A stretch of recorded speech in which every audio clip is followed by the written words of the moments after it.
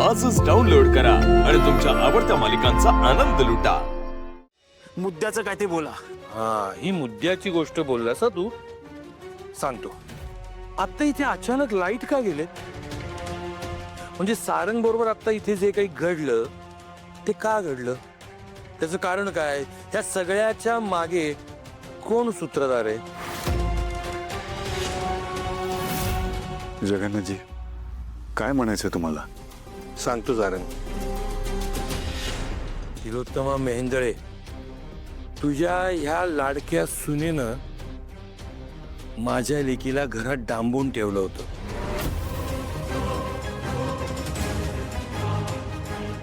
का? तर ती इथे पोहोचू नये म्हणून.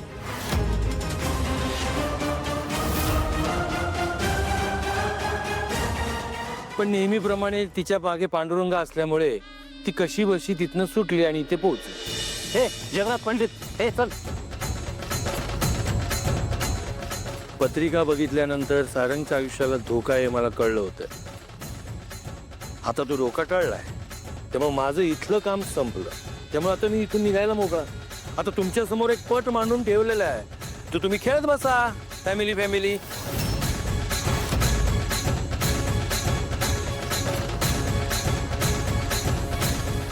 माझ्या लेकीच्या चेहऱ्यावरचं हसू पाहिलं. आता काय? आता तुम्ही मला नरकात न्या नाही तर स्वर्गात न्या. न्या, अरे न्या. देवा, बारीक लक्ष ठेवा. चला चला चला चला.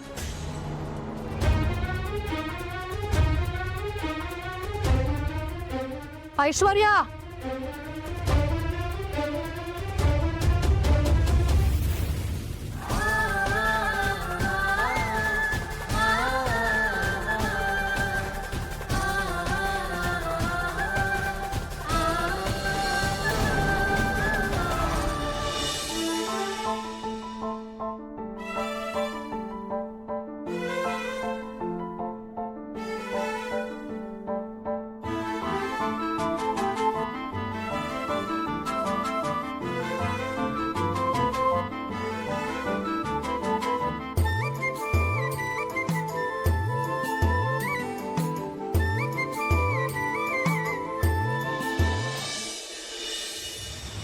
ऐश्वर्या, ऐश्वर्या. सावली थांब. सावली, नेमकं काय घडलं ते सांग मला.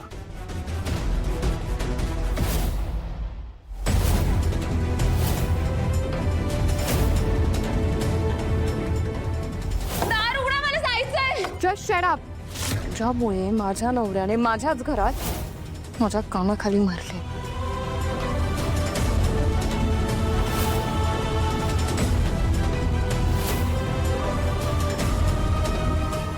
चल माझ्यासोबत. सारंग सर,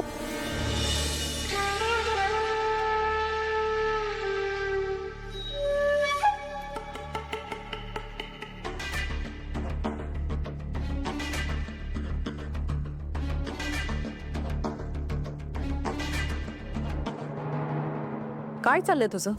कुठे निघालीस तू? माझ्या प्रश्नांची उत्तरं मला अजूनपर्यंत मिळालेली नाही आहेत ऐश्वर्या. हो, त्या मूर्ख मुलीला तिचा आणि माझा काहीही संबंध नाहीये. मला माझ्या सारंगच्या जीवाची काळजी आहे. देवळातले दिवे कोणी घालवले? मला माहित होतं मॉम, तुम्ही हा प्रश्न मला विचारणार. पण सारंगच्या जीवावर बेतेल असं काहीतरी मी करेन असं कसं वाटू शकतो तुम्हाला? तुम्ही तर मला सरळ आरोपीच ठरवलं. म्हणूनच चाललंय मी. तरी सुद्धा माझ्या प्रश्नांची उत्तरं मला मिळालेली नाहीयेत. नीट काय ते सांग. माझ्या सारंगच्या जीवावर बेतलंय आणि कुणीतरी केल्याशिवाय हे घडणार नाही. तेव्हा ऐश्वर्या, माझ्या प्रश्नांची उत्तरं दे आणि मग खुशाल जा. माझं काहीच म्हणणं नाही.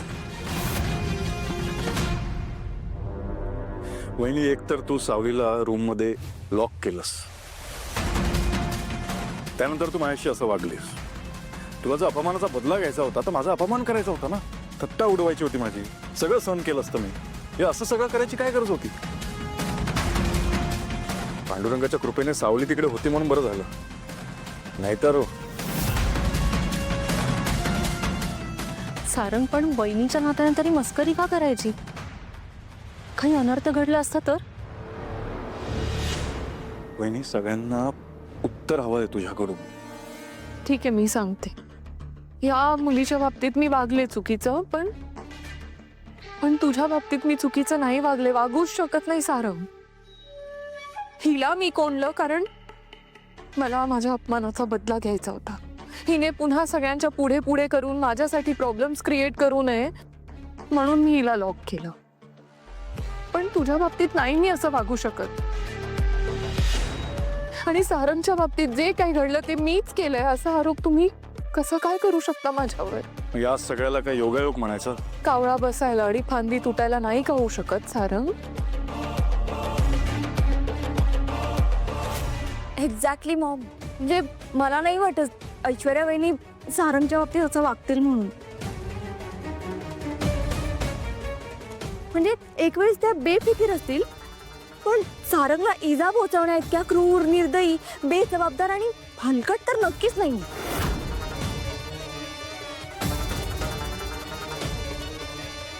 मॉम, तुम्हाला आठवतं भैरवी वझे जेव्हा तुमच्याशी भांडून गेल्या होत्या तेव्हा काय म्हणालेल्या? नाही, तुझ्या मुलाच्या आयुष्यात अंधार केला तर नावाची भैरवी वझे नाही. नाही तुझ्या लेकाच्या आयुष्यात कायमचा अंधार करून टाकला ना तर नाव नाही लावणार भैरवी वझे.